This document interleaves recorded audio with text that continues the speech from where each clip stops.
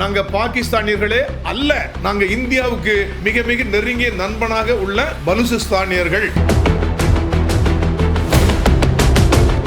PoK நியாயமா India கூட தாங்க இருக்கணும். பிஓகே இந்தியா பிடிக்கிறதுக்கு நாங்க பலுசிஸ்தான் லிபரேஷன் ஆர்மி எல்லாம் உங்களுக்கு ஃபுல்லா நாங்க சப்போர்ட் பண்றாங்க அப்படி சொல்லி இன்னையிலிருந்து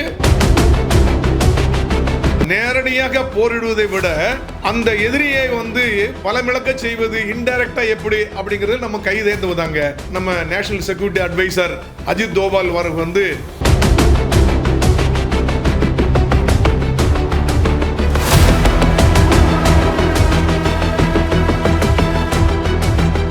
அந்த ராணுவ அமைச்சரே சொன்னார், ஏங்க 20-30 வருஷமா அமெரிக்கா சொல்லித்தாங்க நாங்க தீவிரவாதத்தையே வளர்த்தோம். நாங்க ஒரு காலத்துல ஒரு நம்ப முடியாத நண்பன் அமெரிக்க பிரசிடென்ட் டொனால்ட் ட்ரம்ப் தாங்க. ஏன்னா அவர் இந்த பக்கம் ஒரு கால், அந்த பக்கம் ஒரு கால்.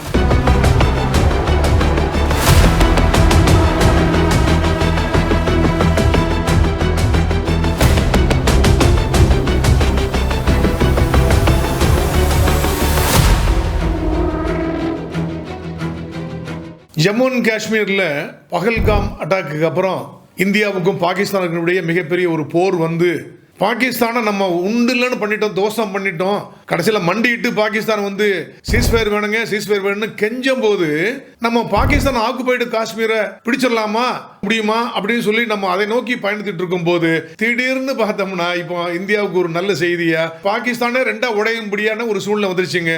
இது மிகப்பெரிய ஒரு செய்தி.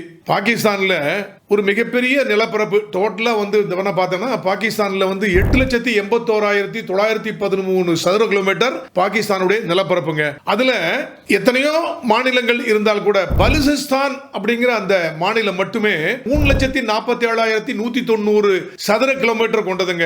ஏறத்தாழ பாகிஸ்தானுடைய மொத்த நிலப்பரப்பில் 38.37% பலுசிஸ்தானுடைய நிலப்பரப்பு. பாகிஸ்தான் என்னதான் இவ்வளவு பெரிய நாடு அப்படி சொன்னா கூட மிகப்பெரிய ஒரு பணக்கார நாடு இல்லைங்க.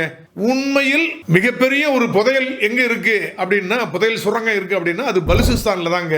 எங்க பார்த்தாலும் அது ஒரு பாலைவனம், மலைப்பகுதி அப்படின்னு சொல்லுவோம். அதுல இதுவரைக்கும் பாத்தீங்கன்னா அதிகமா எடுக்கப்படாத காப்பர், தாமிரமும் கோல்டும் ஒரு பில்லியன்ஸ் ஆஃப் டன்ஸ் இருக்குங்க. அதை எக்ஸ்ப்ளோர் பண்ண முடியாம இன்னும் அப்படி இருக்கிறாங்க அவங்க.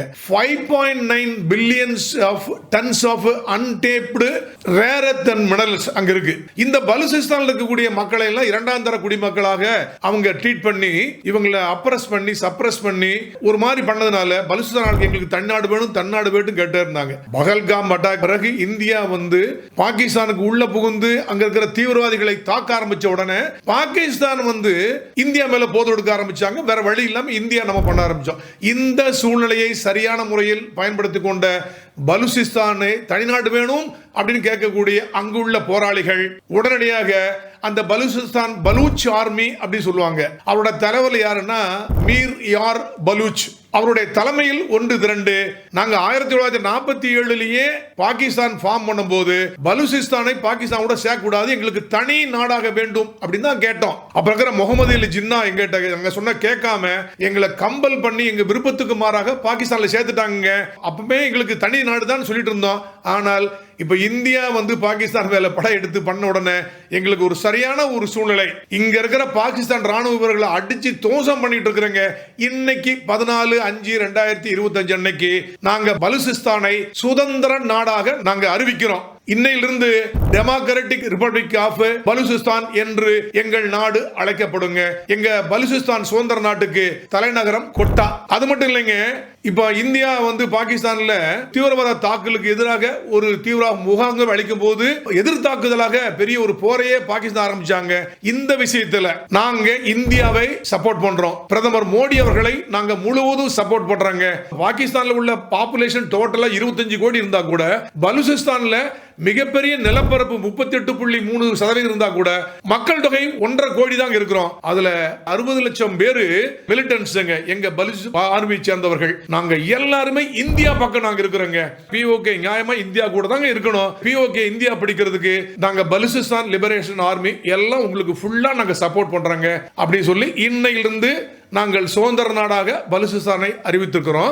இந்தியா தயவு செய்து எங்களை ரெகனைஸ் பண்ணணும். ஐக்கிய நாடுகள் சபை எங்களை ரெகனைஸ் பண்ணி எங்களை தனிநாடு என்ற ஒரு அந்தஸ்தை எங்களுக்கு கொடுக்கணும். ஐக்கிய நாடுகள் சபை உடனடியாக யூஎன் பீஸ் கீப்பிங் ஃபோர்ஸ் அவங்களை அனுப்பி எங்க நாடை காப்பாற்றணுங்க.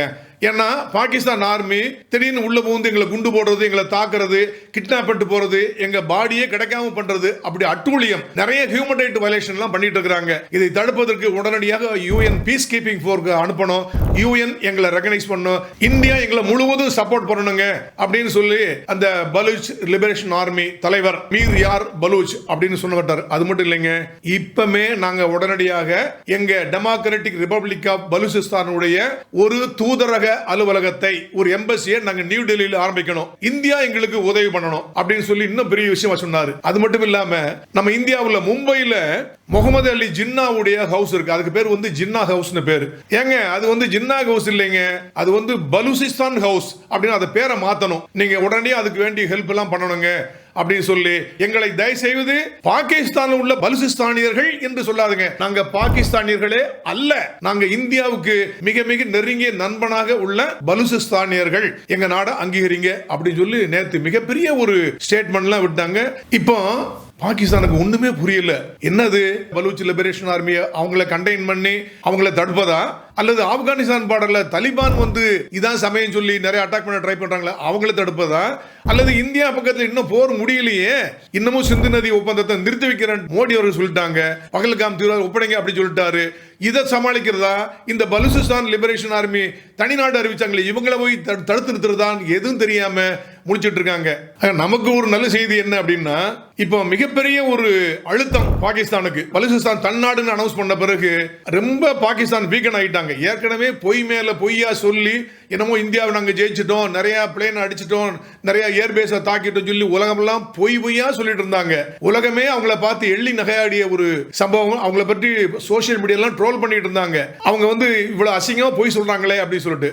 ஏற்கனவே நல்லாவே தெரியும், நேரடியாக போரிடுவதை விட அந்த எதிரியை வந்து பலமிழக்க செய்வது இன்டைரக்டா எப்படி அப்படிங்கிறது நம்ம கை தேர்ந்துவதாங்க. நம்ம national security advisor Ajit Doval வந்து டிஃபென்ஸ் மினிஸ்டர், அது மாதிரி ஹோம் மினிஸ்டர், பிரைம் மினிஸ்டரை மீட் பண்ணி மீட்டிங் போடும் போதே தெரியுங்க, கூடிய விரைவில் பலுசிஸ்தான் வந்து தனிநாடு என்று சுதந்திர நாடு என்று உலக நாடுகள் அங்கீகரிக்க நேரம் ரொம்ப தூரத்தில் இல்ல. இந்தியா வந்து என்னதான் அந்த பலூச் லீடர் மிர்யார் பலூச் வந்து எங்களை ரெகனைஸ் பண்ணுங்க இந்தியா அப்படின்னு கேட்டா கூட இந்தியா கொஞ்சம் அமைதியா இருக்கு. ஏன்னா என்ன நடக்கும் அடுத்து எப்படி போகும் அப்படிங்கிறது இந்தியா வாட்ச் பண்ணி தான் ஒரு கார்டட் சைலன்ஸ் அப்படின்னு சொல்லி வச்சுட்டு இருக்காங்க. ஏன்னா பாகிஸ்தான் இந்த வாருக்கு அப்புறம் துருக்கி, அஜர்பைஜான் மற்றும் சீனா ஓப்பனா நாங்க பாகிஸ்தானை சப்போர்ட் பண்றாங்க அப்படின்னு சொல்லிட்டாங்க. துருக்கி பாத்தீங்கன்னா ஃபைட்டர் பிளேன் கொடுத்துக்கிறாங்க. இந்தியா மேல ஏவப்பட்ட அனைத்து ட்ரோன்களையும் அவங்க தான் கொடுத்துக்கிறாங்க. அஜர்பைஜான் என்ன சொன்னாங்க, பாகிஸ்தான் ஒரு முஸ்லீம் நாடு, நாங்க ஒரு முஸ்லீம் நாடு, அவர் எங்க நண்பர், அவருக்கு வேண்டிய உதவிகளை நாங்க செய்ய தயாராக இருக்கிறோங்க, சப்போர்ட் பண்றோம் அப்படின்னு சொல்லிட்டாங்க. சைனா பாருங்க, ஆரம்பத்தில் நீங்க ரெண்டு பேரும் எங்களுக்கு நெய்பர்ஸ், அதனால நீங்க பேசி தீர்த்துன்னு சொன்னாங்க. ஒன்ஸ் அந்த ஃபுல் ஃபிளஜ்டு வார் வந்த உடனே சைனா திடீர்னு எங்க பாகிஸ்தான் தன் இறையாமையை காப்பதற்கு, தங்கள் நாட்டு எல்கையை காப்பாற்றுவதற்கு வேண்டிய அனைத்து உதவிகளையும் நாங்க செய்வோம்னு சொல்லி சப்போர்ட் பண்ணிட்டாங்க. அவங்க தான் அந்த SQ-9 என்று சொல்ல வான்வெளி பாதுகாப்பு இன்ஸ்ட்ருமெண்ட் கொடுத்தது அவங்க தான். நிறைய ட்ரோன்ஸை கொடுத்துக்கிறாங்க, மிசைல்ஸ் கொடுத்துக்கிறாங்க, ஃபைட்டர் ஜெட்டே கொடுத்துக்கிறாங்க. அதனால இந்தியா வந்து துருக்கி, அஜர்பைஜான், சைனா என்ன செய்யறாங்க, அவங்க மூவ் எப்படி இருக்கு அப்படின்னு பார்த்துக்கிட்டு பலுசிஸ்தானை வந்து எப்படி நம்ம வந்து சுதந்திர நாடாக ஏற்றுக்கொள்ளலாம் அப்படின்னு பண்ணிட்டு இருக்காங்க. உலகத்திலேயே மிகப்பெரிய நம்பிக்கை துரோகி, ஒரு நம்ப முடியாத நண்பன் யார் அப்படின்னா அது அமெரிக்க பிரசிடென்ட் டொனால்ட் ட்ரம்ப் தாங்க. 26/11 மும்பை தீவிரவாத செயல் நடந்த பிறகு அப்புறம் பிரசிடண்டா இருந்த பராக் ஒபாமா வந்து உடனே இந்தியாவுக்கு சப்போர்ட் பண்ணி தீவிரவாத செயலை நான் வன்மையாக கண்டிக்கிறேன், இந்தியாவுக்கு எல்லாம் சப்போர்ட் பண்ணுன்னு சொன்னாருங்க.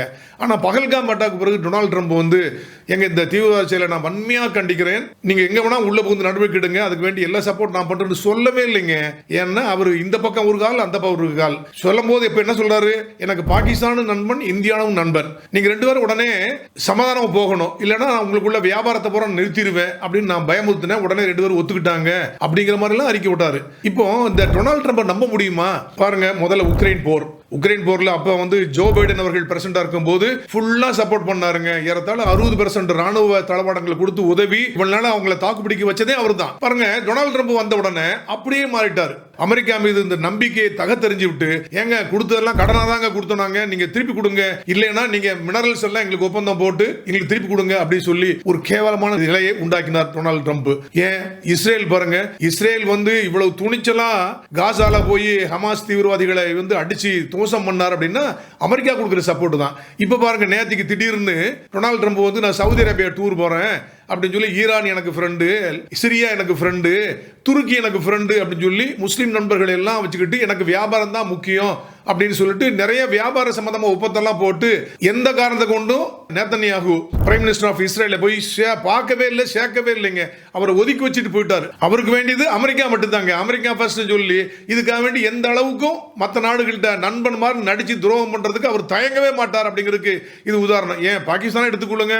பாகிஸ்தானுக்கு வாரம் முடிஞ்ச பிறகு IMF இருந்து கடன் வரப்போகுது, $1 பில்லியன் கடன் தரணுங்கும் போது இந்தியா எவ்வளவோ அப்ஜெக்ட் பண்ணாங்க. ஆனா அமெரிக்காவுடைய தலையீட்டில் $1 பில்லியன் IMF வந்து கடன் கொடுத்துட்டாங்க. அது மட்டும் இல்ல, அந்த ராணுவ அமைச்சரே சொன்னார், ஏங்க 20-30 வருஷமா அமெரிக்கா சொல்லித்தாங்க நாங்க தீவிரவாதத்தையே வளர்த்தோம், நாங்க தீவிரவாதிகளை வளர்த்ததுக்கு காரணம் அமெரிக்கா தாங்க.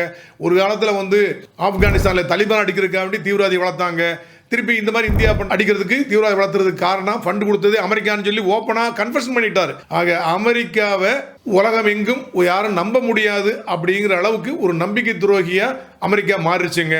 இப்படி பாகிஸ்தானை வந்து துருக்கி, அஜர்பைஜான், சைனா, இன்டைரக்டா அமெரிக்கா இத்தனை பேரும் சப்போர்ட் பண்ணிட்டு இருக்கும் போது, அங்க பலுசிஸ்தான் என்ற ஒரு தனி நாடாக, ஒரு நாடு சுதந்திர நாடாக அறிவிக்கும் போது இந்தியா ஓப்பனா சப்போர்ட் பண்ணா என்ன ஆகும்?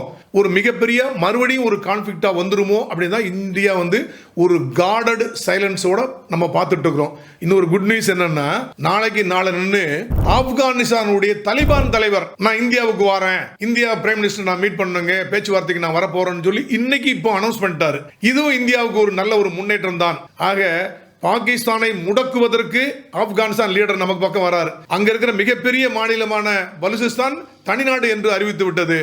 ஆக இன்னமும் இப்படி சூழ்நிலை போகும்போது நம்ம POKவை முழுவதுமாக கைப்பற்றுறதுக்கு முன்னாடி பாகிஸ்தானை துண்டு துண்டாக சிதறிவிடும் என்பதில் நமக்கு ஐயமில்லை.